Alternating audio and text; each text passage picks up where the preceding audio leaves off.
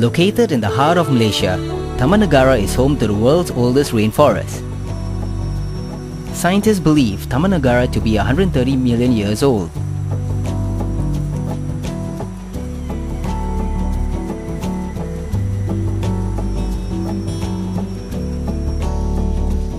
It is the largest conservation area in Malaysia, a sanctuary for wildlife and exotic plants.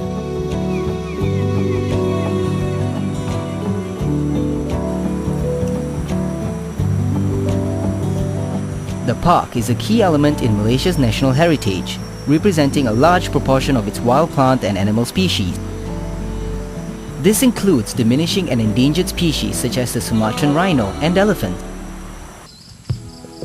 Taman Negara is easily accessible to eco-tourists keen on experiencing wild Malaysia. The park offers accommodation of various types with modern facilities to make tourists feel right at home, even in the middle of a tropical rainforest. Visitors staying at Taman Negara can access the many accommodation types, such as campsites, basic chalets, to the more comfortable 5-star accommodation with modern amenities. Taman Negara is managed by the Department of Wildlife and National Parks Malaysia. One of its key objectives is to manage the park as a sustainable recreational area.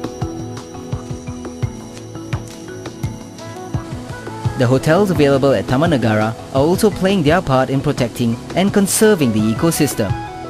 The design, ambience and feel blend in with the natural surrounding. The architecture harmonizes well with nature, and there is no stark modern structure anywhere. Yet outward appearances alone are not enough for good sustainable hotel practices. We asked a representative of Wild Asia, an organization that acts as a vanguard of best practices in responsible tourism, about what sustainable practices for the hotel industry mean. It's hotels that run their business in such a way that it doesn't damage the environment. More than that, it actually promotes conservation and also provides economic opportunities for communities who live near the operation. With water conservation, they need to think first of all about their source, so where's their water coming from? Whether it's coming from a main supply or whether it's coming from a well or maybe even the local river, they've got to start thinking about how much water they use. So they need to monitor it and measure it. If you don't measure how much water you're using, then you don't know how much you can actually cut down. Then they have to think about the wastewater. So they start by thinking about the water that they use and monitoring it. Then they've got to look at where the water goes after they've used it. For hotels and resorts that are in jungle areas, they've got to be really, really careful and make sure that none of their wastewater is going out into the rivers, obviously, or even seeping into the ground and getting into the groundwater that way. So they have to make sure that they've got a proper waste disposal system for their water. So also think about how much of it they can actually reuse. Some hotels can actually clean and reuse a lot of the grey water, things that comes from sinks and showers. So they actually get reused on the gardens and grounds of the hotel. So it doesn't all end up simply going out as waste. The key thing with waste is to actually cut down the amount of waste that you have in the first place. So hotels need to talk to their suppliers. Go and talk to the people that they buy the stuff they use in the kitchen, all of that. And one, buy in bulk, right? Bulk buy. But two, reduce packaging. Right? So they need to talk to their suppliers and say, okay, when you send things to our hotel, you guys cut down on packaging. So you're actually starting to cut down on rubbish before it even becomes rubbish.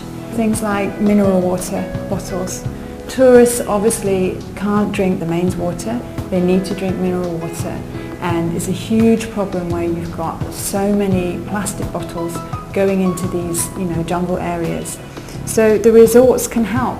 They can provide, if you like, stations where tourists can refill their own bottles, provide drinking water within the hotel for free, so that the guests maybe don't have to keep buying in extra mineral water bottles.